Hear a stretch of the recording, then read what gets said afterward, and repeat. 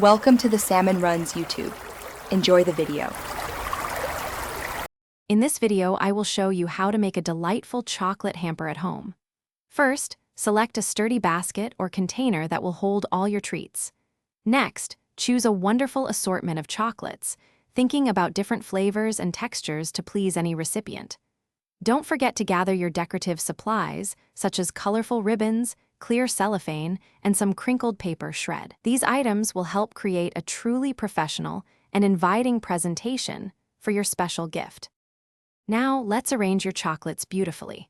Begin by placing any taller items, like chocolate bars or larger boxes, towards the back of your chosen container.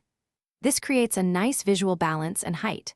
Then, fill in any empty spaces with smaller chocolates, truffles, or other delightful treats to make the hamper look abundant and full.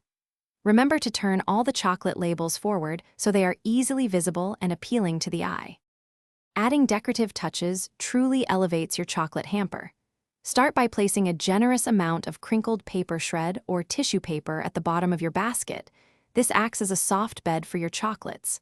Once everything is arranged, carefully wrap the entire hamper in clear cellophane. This not only protects the contents, but also adds a lovely, professional sheen. Finish by tying a beautiful, wide ribbon around the cellophane, creating a festive and inviting presentation.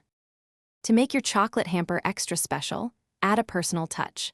A handwritten card with a thoughtful message truly shows you care.